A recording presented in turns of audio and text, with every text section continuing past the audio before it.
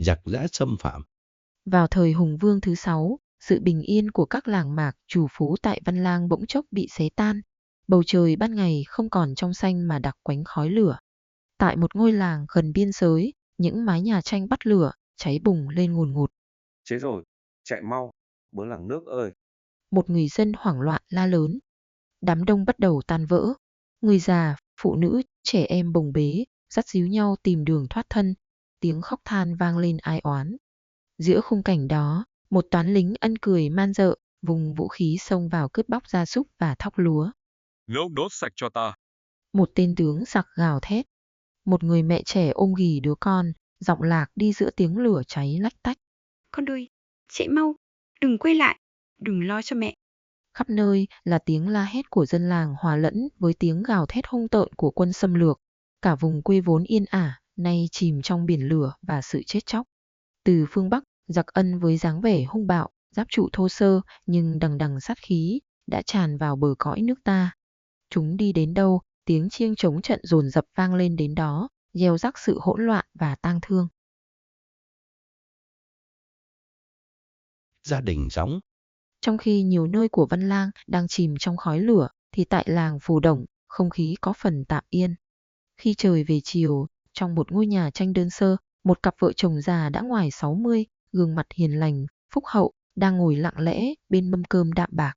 Từ ngoài ngõ, tiếng cười đùa, ý ới gọi nhau của đám trẻ con hàng xóm vọng vào, trong trẻo và náo nhiệt. Ông khẽ buông đũa, thở dài, ánh mắt đượm buồn nhìn ra khoảng sân trước nhà. Bà lão thấy vậy, cũng ngừng bữa. Bà nhìn chồng, ánh mắt buồn rười rượi, thấu hiểu nỗi lòng của ông. Giá mà nhà mình cũng có được một bụng con, ông nói nhỉ. Bà lão khẽ cất tiếng giọng ngập ngừng. Có đứa trẻ nhà cửa cũng vui, may sao có người nương tựa. Ông lão không đáp, chỉ lẳng lặng gật đầu. Nỗi ao ước có một đứa con cho ấm cửa ấm nhà đã theo họ suốt bao năm tháng qua, nhưng đến giờ, hy vọng ngày một vơi cạn. Cả hai lại chìm vào im lặng, chỉ còn lại tiếng trẻ con ríu rít từ xa vọng lại. Sự thụ thái kỳ lạ. Vào một buổi sáng, khi trời còn tinh mơ sương còn răng mờ ảo khắp cánh đồng, bà lão lại một mình ra thăm ruộng. Vừa đi đến mép thửa đất, bà bỗng sững sờ dừng lại. Trước mắt bà, in hẳn sâu xuống nền đất, là một vết chân khổng lồ, to lớn dị thường, khác xa dấu chân của bất kỳ người nào bà từng thấy. Bà lão ngơ ngác nhìn quanh, xung quanh chỉ có sương sớm và tĩnh lặng. Lòng đầy tò mò, bà rón rén bước tới, ướm thử bàn chân của mình vào vết chân lạ. Bàn chân nhỏ bé của bà lọt thỏm bên trong dấu ấn khổng lồ. Ngay khoảnh khắc ấy, một luồng hơi ấm lạ thường đột ngột chạy khắp cơ thể, khiến bà giật nảy mình. Bà vội rụt chân lại, tim đập mạnh, nhìn vết chân với vẻ kinh ngạc xen lẫn chút hoang mang. Sự ra đời và bất thường. Kể từ sau cái ngày kỳ lạ ngoài đồng, bà lão thấy mình có mang thai nghén kéo dài khác thường, tròn 12 tháng, bụng bà cũng to hơn hẳn mọi người. Đến ngày sinh, bà hạ sinh một cậu con trai khôi ngô, bụ bẫm. Nhìn đứa trẻ, ông bà lão vỡ òa trong hạnh phúc. Niềm ao ước lớn nhất cuộc đời cuối cùng đã thành hiện thực. Họ trìu mến đặt tên con là Gióng. Nhưng niềm vui nhanh chóng xen lẫn nỗi lo âu. Thời gian thấm thoát thoi đưa Gióng lên 1 tuổi, rồi 2 tuổi. Cậu bé lớn nhanh, bụ bẫm. Nhưng Gióng không lật, không bò, cũng không biết ngồi. Cậu chỉ nằm im trên chõng tre, không một lần cất tiếng nói hay nở một nụ cười. Đến năm Gióng lên 3 tuổi, mọi thứ vẫn không thay đổi. Một buổi trưa, bà lão bế con vào lòng, âu yếm vuốt ve mái tóc con, đôi mắt bà rưng rưng. Bà khẽ thì thầm, như nói với chính mình. Con ơi, con đã 3 tuổi rồi mà sao chẳng nói chẳng cười. Cha mẹ biết phải làm sao. Gióng vẫn nằm im, đôi mắt mở to nhìn lên mái nhà. Vua tìm người tài. Tình hình ngày càng nguy cấp, giặc Ân đã tiến sát đến kinh thành. Vua Hùng lo lắng, bèn sai sứ giả đi khắp nơi, tìm người có tài năng đứng ra gánh vác việc nước.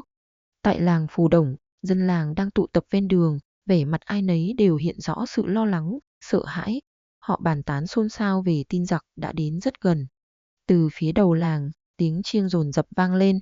Một vị sứ giả mặc áo giáp, cưỡi ngựa tiến vào. Tay ông cầm một chiếc chiêng nhỏ, vừa đi vừa gõ, giọng hô vang dõng dạc, truyền đi lời kêu gọi khẩn thiết của nhà vua. Vua Hùng truyền, giặc Ân đã đến gần kinh thành. Tình thế nguy cấp, ai có tài ba, đứng ra cứu nước, nhà vua sẽ ban thưởng hậu hĩnh. Tiếng dao vang vọng khắp các ngõ xóm, đi qua những mái nhà và lọt vào cả ngôi nhà tranh đơn sơ của ông bà lão. Gióng cất tiếng nói. Tiếng rao truyền của sứ giả vọng rõ mồn một vào tận trong nhà. Bà lão đang ngồi bên giường tre, nơi gióng nằm, nghe tiếng chiêng trống và lời kêu gọi mà lòng nặng trĩu. Bà lại thở dài, buồn bã nhìn đứa con trai 3 tuổi vẫn nằm im bất động. Đúng lúc đó, gióng, người chưa bao giờ lật, chưa bao giờ bò, bỗng ngồi bật dậy. Bà lão sững sờ, kinh ngạc đến mức đánh rơi cả chiếc quạt tre đang cầm trên tay. Bà không tin vào mắt mình. Cậu bé quay đầu nhìn thẳng về phía mẹ. Và rồi, cậu cất tiếng nói, giọng nói vang lên, dõng dạc và mạnh mẽ. Mẹ ơi, mẹ gọi sứ giả vào đây cho con. Bà lão đứng sững mất vài giây, rồi toàn thân run rẩy. Bà vừa mừng đến rơi nước mắt, lại vừa sợ hãi trước sự thay đổi đột ngột của con. Không dám chậm trễ, bà vội vã, lật đật chạy ra ngoài, hướng về phía vị sứ giả. Lời yêu cầu của Gióng. Sứ giả đang chuẩn bị thúc ngựa đi tiếp thì thấy bà lão tất tả chạy về phía mình, vẫy tay rối rít. Nghe bà nói con trai mình muốn gặp, ông vội vã theo bà vào nhà, lòng thầm mong đây là vị kỳ tài mà nhà vua đang tìm kiếm. Tuy nhiên, khi bước qua ngưỡng cửa, sứ giả chỉ thấy một ngôi nhà tranh đơn sơ và trên giường tre là một cậu bé chừng 3 tuổi. Vẻ mặt ông lập tức lộ rõ sự hoài nghi. Ông quay sang bà lão. Bà gọi ta vào đây làm gì? Con của bà đâu? Sứ giả còn chưa dứt lời, gióng đã nhìn thẳng vào ông. Cậu không đợi mẹ trả lời, cất giọng nói dõng dạc, đầy uy lực. Ông về tâu với vua, rèn cho ta một con ngựa sắt, một cái roi sắt, một tấm áo giáp sắt và một chiếc nón sắt. Ta sẽ phá tan lũ giặc này. Lời nói đĩnh đạc cùng khí phách toát ra từ cậu bé 3 tuổi khiến sứ giả kinh ngạc tột độ.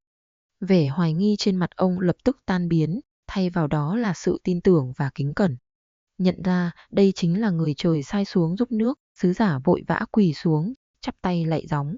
Xin ngài cứ an lòng, tôi sẽ lập tức về bẩm báo vua Hùng. Nói xong, ông không dám nán lại thêm một giây, vội vã đứng dậy, bước nhanh ra ngoài và tức tốc lên ngựa, phi thẳng về kinh đô. Lớn nhanh như thổi. Từ sau ngày sứ giả rời đi, gióng bắt đầu ăn, và ăn một cách phi thường. Cậu bé 3 tuổi ăn không biết no. Bà lão vui mừng nhưng cũng vô cùng tất bật. Bà phải thổi cơm liên tục. Nồi cơm này vừa cạn, bà đã phải vội vã bắc lên nồi khác. Gióng ăn hết nồi này đến nồi khác, nhưng vẫn liên tục đòi ăn. Cùng với việc ăn khỏe, gióng lớn nhanh như thổi. Vóc dáng cậu thay đổi từng ngày.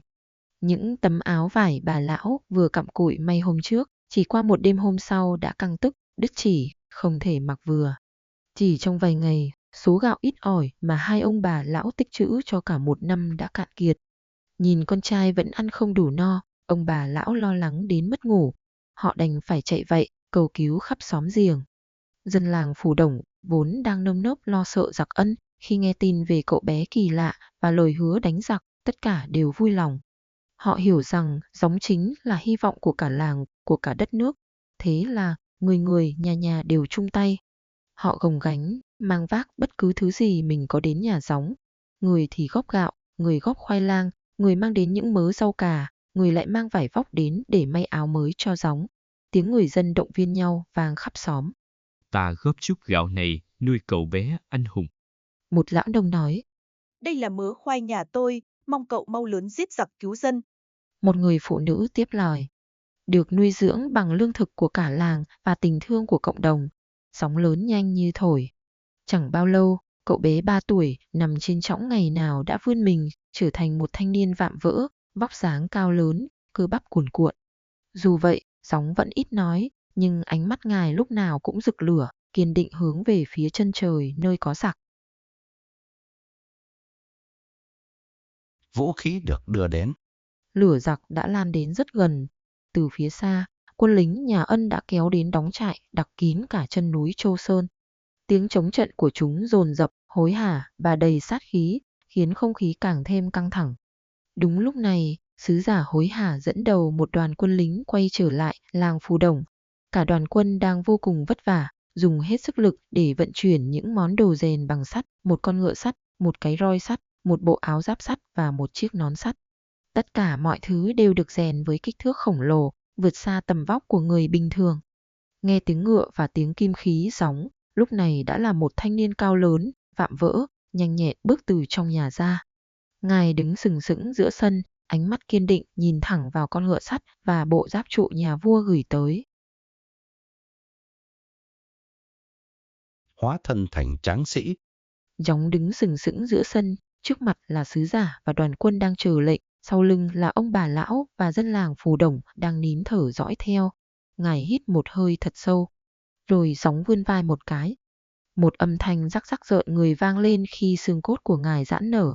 Ngay lập tức gióng bỗng biến đổi. Ngài lớn bổng lên, vóc dáng thay đổi trong chớp mắt, hóa thành một tráng sĩ khổng lồ, oai phong lẫm liệt, mình cao hơn trượng. Đoàn quân lính và sứ giả kinh hãi lùi lại. Ông bà lão và dân làng đứng sững mắt mở to, vừa sững sờ vừa thán phục nhìn người con, người cháu của làng mình nay đã hóa thân thành một vị thần tướng. Không một chút chần chừ, vị tráng sĩ khổng lồ nhanh nhẹn mặc bộ áo giáp sắt, tiếng kim loại vang lên dội, ngài đội chiếc nón sắt che kín đầu. Xong xuôi, gióng nhảy phắt một cái, nhẹ nhàng đáp xuống lưng con ngựa sắt. Ngay khi ngài vừa yên vị, con ngựa sắt bỗng cựa mình, hí một tiếng vang trời. Lửa từ miệng nó phun ra dữ dội, làm cháy xém cả một khoảng sân. Tráng sĩ gióng quay đầu lại, nhìn người mẹ già đang đứng run rẩy. Giọng ngài vang lên, đanh thép và dứt khoát. Con đi giết giặc đây. Dứt lời ngài thúc ngựa, ngựa sắt lao vút đi nhanh như một cơn gió bão. Bụi đất bay lên mịt mù, đoàn quân vội vã chạy theo sau, để lại dân làng Phù Đổng quỳ rạp xuống bái lạy. Đại phá giặc Ân. Tại một bãi đất rộng, quân Ân đã bày xong thế trận. Chúng đông như kiến cỏ, cờ xí dợp trời, tiếng trống trận và tiếng hò reo vang lên ngạo nghễ, tưởng chừng có thể nuốt chửng mọi thứ. Từ xa, chúng thấy một tráng sĩ khổng lồ cưỡi ngựa sắt đang lao tới. Con ngựa sắt chở gióng, không chút chần chừ, lao thẳng vào giữa trận địa dày đặc của quân thù. Ngay lập tức, lửa từ miệng ngựa phun ra thành một luồng dữ dội, thiêu cháy hàng hàng lớp lớp quân giặc, biến chúng thành tro bụi. Gióng vung cây roi sắt khổng lồ, tả sung hữu đột. Ngài thúc ngựa xông vào, roi sắt vung lên hạ xuống loang loáng. Roi sắt vung đến đâu, giặc Ân chết như ngả dạ đến đó, không một ai không một vũ khí nào có thể cản nổi sức mạnh của ngài. Đang hăng say chiến đấu, gióng vung roi, quật một cú quá mạnh vào đám tàn quân, cây roi sắt gãy làm đôi. Quân giặc thấy vậy, tưởng gióng đã mất vũ khí, chúng reo hò ầm ĩ. Lợi dụng thời cơ, chúng ỉ đông, ào ào xông lên, bủa vây lấy vị tráng sĩ. Nhưng gióng không hề nao núng, mắt ngài long lên, quét nhìn xung quanh. Ngài vươn cánh tay khổng lồ, tóm lấy những bụi tre khổng lồ đang mọc san sát ven đường và nhổ bật cả rễ. Gióng dùng những cụm tre làm vũ khí mới, thay cho roi sắt. Ngài quật tới tấp vào quân thù.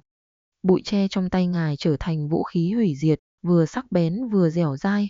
Quân giặc khiếp đảm, kinh hoàng khi thấy sức mạnh vô song của vị tráng sĩ. Tướng giặc chưa kịp trở tay đã bị gióng quật trúng, bỏ mạng tại trận.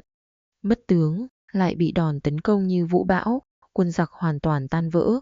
Chúng dẫm đạp lên nhau tháo chạy, tìm đường thoát thân. Chỉ trong chớp mắt, đội quân hung hãn đã bị đánh cho tan tác, sạch bóng. Giải giáp và về chơi. Sau khi quét sạch bóng quân thù, vị tráng sĩ không quay về kinh đô lĩnh thưởng. Ngài một mình một ngựa, phi thẳng lên đỉnh núi Sóc Sơn. Đứng trên đỉnh núi cao, gióng nhìn lại non sông gấm vóc, làng mạc không còn khói lửa, những cánh đồng lại hiện ra yên bình. Ngài đã hoàn thành sứ mệnh của mình. Gióng vươn tay, từ từ cởi bỏ bộ áo giáp sắt nặng trịch và chiếc nón sắt đã cùng ngài chiến đấu. Ngài đặt chúng ngay ngắn trên một phiến đá lớn trên đỉnh núi. Khi bộ giáp vừa rời khỏi thân, một luồng sáng nhẹ bao bọc lấy gióng và con ngựa sắt. Cả người và ngựa sắt từ từ bay lên, nhẹ bẫng rời khỏi mặt đất. Họ bay thẳng lên bầu trời xanh thẳm, cao dần, rồi khuất hẳn vào những đám mây trắng, không để lại dấu vết gì ngoài bộ giáp trụ trên đỉnh núi. Các di tích còn lại. Thánh gióng bay về trời, nhưng công ơn của ngài vĩnh viễn được người dân Văn Lang khắc ghi.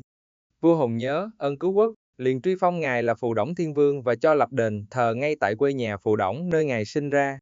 Từ đó, khói hương nghi ngút, người dân đời đời tưởng nhớ. Thời gian trôi qua, câu chuyện về trận chiến năm xưa vẫn còn được lưu truyền. Người ta kể rằng những ao hồ, vũng lầy chi chít nối tiếp nhau trên khắp cánh đồng, chính là những vết chân ngựa sắt khổng lồ đã in hằn lên mặt đất trong trận chiến truy đuổi quân thù. Họ cũng chỉ cho nhau xem những bụi tre đằng ngà mọc ven đường, thân tre ngã màu vàng óng, lốm đốm như bị cháy. Đó chính là dấu tích còn sót lại từ những luồng lửa phun ra từ miệng con ngựa sắt thần kỳ. Và hàng năm, để tưởng nhớ vị anh hùng dân tộc, người dân làng Phù Đổng và nhiều nơi khác lại mở hội làng.